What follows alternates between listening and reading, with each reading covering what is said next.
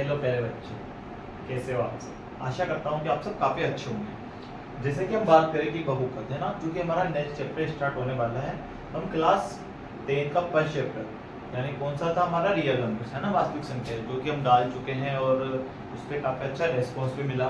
तो अब उसी क्रम को हम आगे बढ़ाते हुए जो हमारा जो सेकंड चैप्टर है बहुपद पॉलिनोमियल्स, इसको हम स्टार्ट करने वाले हैं। तो ध्यान दीजिएगा इसमें क्या चीज़ें हैं और क्या चीज़ें नहीं हैं। तो सबसे पहले हम बात करें कि क्लास 9 जो कि हम पढ़ के आए हैं, है ना, तो वहाँ के कुछ बेसिक कंसेप्ट है जिसके बारे में हम जान लेते हैं। तो बेसिक कंसेप्ट की बात करें हम, तो देखो बहुपद, सबसे पहले तो इसी की बात करते हैं कि बहुपद क्या चीज़ है ना, पॉलिनोमियल्स क्या चीज़ है। तो आपने इस तरह की टर्म्स देखी होगी, है ना, क्वेश्चंस वगैरह में काफ़ी आया होगा। कभी ऐसा आ गया, कभी ये ऐसा मिल गया, कभी y² + y ऐसा मिल गया, कभी हो सकता है कि 3y के पावर 5 + 4y³ कुछ इस तरह से मिल जाए सिंपली, है ना। तो देखो इसमें क्या है कि इस तरह के जो नंबर्स होते हैं, ये जो x दिख जाए y दिख जाए, देखो इनको क्या बोलते हैं, जो x y होते हैं ना, इनको बोलते हैं वेरिएबल यानी कि चर बोलते हैं। और जो सिंगल नंबर आया जैसे ये वाला है ना, इनको बोलते हैं अचर यानी कि ये कांस्टेंट होते हैं। इनमें क्या होता है कि जो ये होते हैं, जो x वगैरह होते हैं, इनकी वैल्यू क्या होती है, फिक्स नहीं होती, ये क्या होती है, चेंज होती रहती है। जबकि ये तो फिक्स है, जो फिक्स होता है वो कांस्टेंट होता है ना, जो अचर होता है कांस्टेंट होता है। और जो फिक्स नहीं होता इनको बोलते हैं वेरिएबल।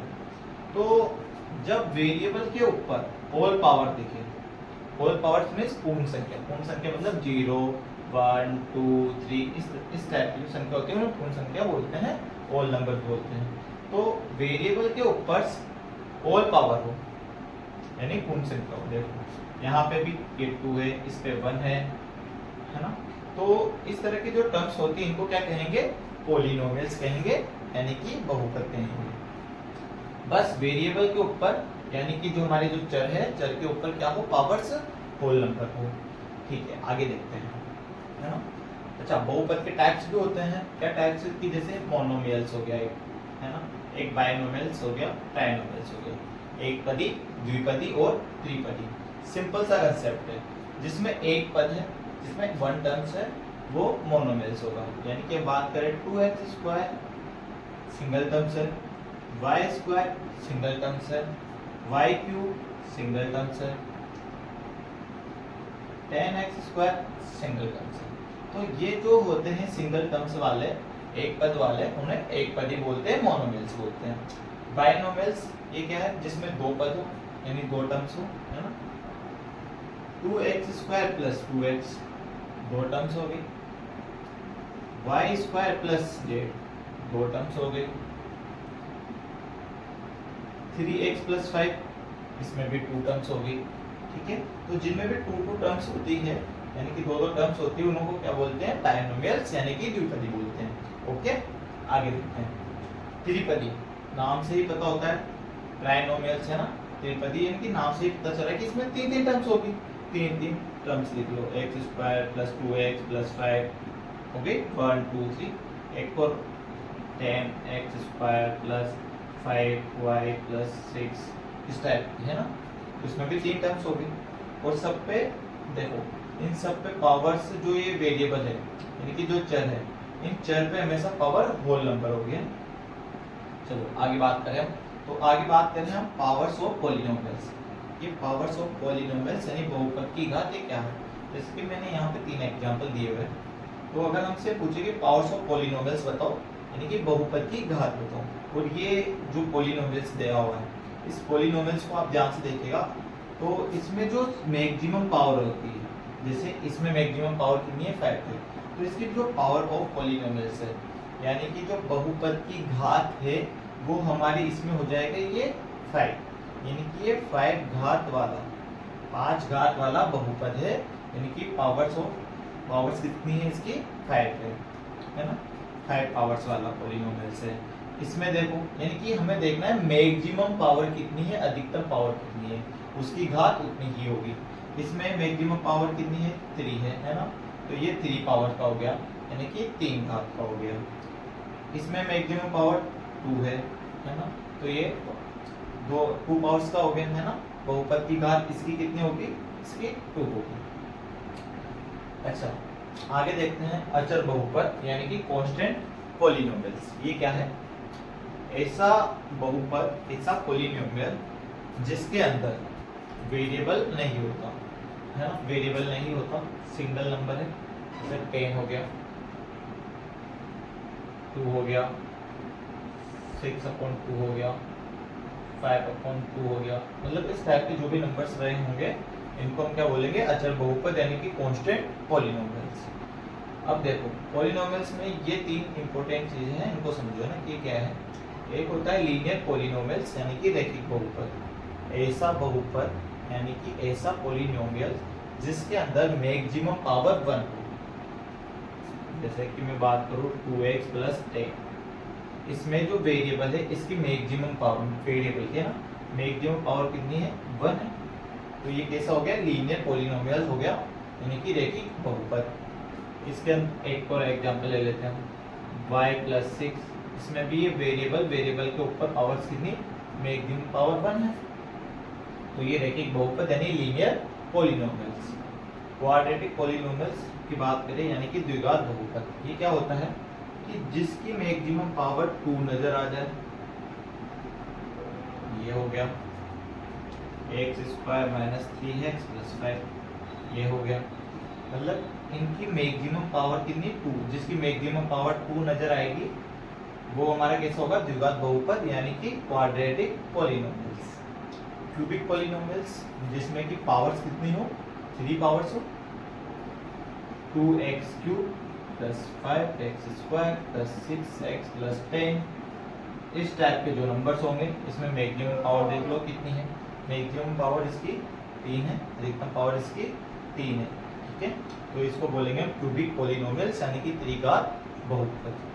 अच्छा इसमें एक चीज को समझिए, इसमें क्या है कि जो लीनियर पॉलिनोमियल्स होता है यानी कि रैखिक बहुपद, इसके अंदर पावर्स 1 होती है ना, वेरिएबल पे पावर 1 होती है। तो इसमें जो x की वैल्यू निकलती है वो भी एक ही वैल्यू निकलती है, ठीक है। और जब हम इसको सोल्व करते हैं द्विघात बहुपद को यानी क्वाड्रेटिक पॉलिनोमियल्स को, जब हम इसको सोल्व करते हैं तो इसके x के जो मान निकलते हैं, x की जो वैल्यू निकलती है हमारे पास, वो 2 वैल्यू निकलती है ना, x के 2 मान निकलते हैं।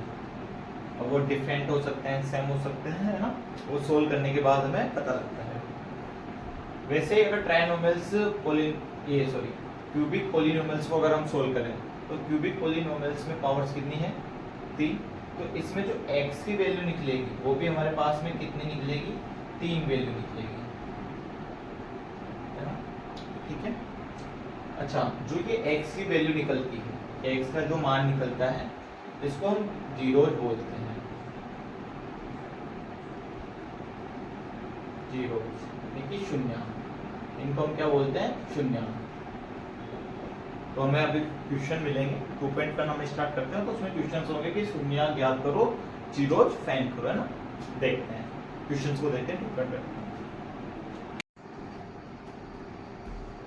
नंबर ऑफ जीरोज यानी शून्यकों की संख्या। इसका पता कैसे लगाया जाता है कि जब हम किसी पॉलिनोमियल्स यानी बहुपद को सोल्व करेंगे, कैसे सोल्व करते हैं, जैसे मान लो कि ये 2x + 3 है, इसको मैं सोल्व करना है तो बेसिकली आपको आता होगा कि इक्वल में 0 करना होता है, और जब हम इसकी वैल्यू फाइंड करेंगे तो जैसे वैल्यू फाइंड करते हैं तो ये वैल्यू हमें -3/2 कुछ इस तरह से मिल जाएगी। x में एक वैल्यू मिली है यानी कि ये इसका शून्यांक है, यानी कि ये इसका 0 है। ऐसे ही अगर मान लो क्वाड्रेटिक होता, क्वाड्रेटिक पॉलिनोमियल्स होता और हमें इसको जैसे इसको सोल्व करना होता तो हमें इसके x के 2 वैल्यू मिलती, x के 2 मान मिलते हैं, तो यानी कि इसमें नंबर ऑफ जीरो कितने हैं, 2 है, ठीक है। अगर क्यूबिक होता यानी कि त्रिघात होता बहुपद तो उसमें 3 वैल्यू मिलती है, सिंपल।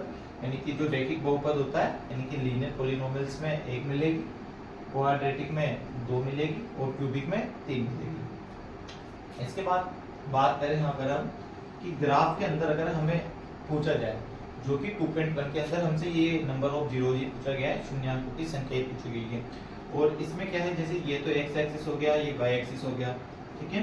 और इसमें हमें कुछ अलग टाइप के ग्राफ दे रखे होंगे, जैसे मान लो ये ग्राफ दिया, अब एक ग्राफ दिया, इसमें हमसे पूछेगी कि शून्यांकों की संख्या बताओ, नंबर ऑफ जीरो बताओ। बेसिकली हमें क्या करना है कि इस एक्स एक्सिस पे फोकस करना है, एक्स अक्ष पर फोकस करना है कि ये जो ग्राफ है, ये ग्राफ इस एक्स एक्सिस को कितनी जगह पर काट रहा है। तो ये एक बार यहाँ पे काट रहा है, एक बार यहाँ पे काट रहा है, यानी कि जो नंबर ऑफ जीरोज है इस ग्राफ के लिए वो हमारे पास कितने हो जाएंगे 2। अगर ये मान लो 3 टाइम्स काटता है ना, ऐसे यूं घुमा के ऐसे, जैसे कि मान लो ये इसको ऐसे काटता, तो इसमें नंबर ऑफ जीरो कितने हो जाते हैं 3 हो जाते हैं, क्योंकि ये एक्सिस को, एक्स एक्सिस को ये 3 बार काट रहा है, एक्स एक्सिस को 3 बार काट रहा है। अगर ऐसा हो जाए मतलब ये काटे ही नहीं, यानी कि ये तो एक्स हो गया, ये वाई हो गया, और हमारा जो ग्राफ बना वो एक सिंगल लाइन बनी। जब ये एक्स को काट ही नहीं रहा, इसका मतलब इसमें नंबर ऑफ जीरो कितने हो जाएंगे 0 हो जाएगा, है ना, कोई नहीं होगा, मतलब 0 आंसर होगा। इसमें 3 टाइम्स था तो 3 हो गया, इसमें 2 था तो 2 हो गया। ऐसे ही जो हमारा 2.1 है उसका फर्स्ट क्वेश्चन हम देखते हैं क्या पूछा है हमसे।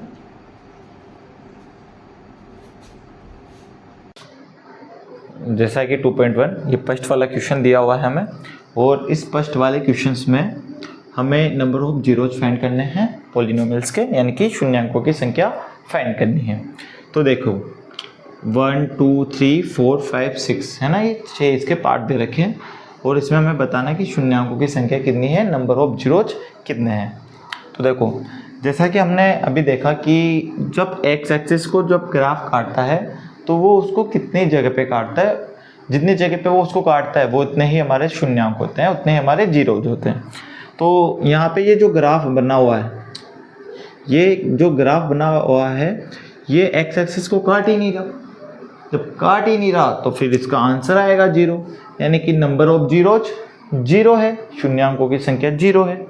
इसमें देख लो ये कितनी बार काट रहा है भैया, ये काट रहा है एक बार काट रहा है तो 1 ही होगा।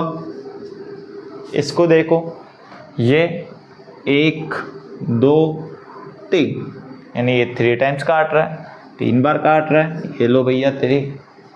इसको देखो आप कितनी बार काटो भैया, 2 बार काट रहा है, यहाँ पे और यहाँ पे, ठीक है। तो इसकी शून्यांकों की संख्या कितनी हो जाएगी 2 हो जाएगी। इन भैया जी को देखते हैं, भैया इसका ग्राफ इधर से ऐसा 1 2 3 4 4 बार काट रहा है, तो शून्यांकों की संख्या 4 हो जाएगी। बता दो कितनी होगी। अच्छा ये हो रहा है, टच हो रहा है यहाँ पे ना, तो 1 ये टच हो रहा है मान लिया ना, तो 1 2 3, तो इसमें शून्यांकों की संख्या कितनी हो जाएगी 3 हो जाएगी, ठीक है। और ये हमारी 2.1 कंप्लीट हो चुकी है, और अब 2.2 अगले लेक्चर में डालते हैं। जब तक आप इसकी प्रैक्टिस कीजिएगा, और जो इससे प्रीवियस जो चैप्टर पढ़ाया था 1 वाला चैप्टर रियल नंबर्स यानी वास्तविक संख्या, उसको एक बार फिर से देख लीजिएगा। तो देखने से क्या होगा कि कंसेप्ट और ज़्यादा अच्छे होते जाएंगे, है ना। और इसी क्रम में हम सारे वीडियो आपको प्रोवाइड करवा ही देंगे। तो ये वीडियो कैसा लगा बताइएगा, और थैंक यू सो मच।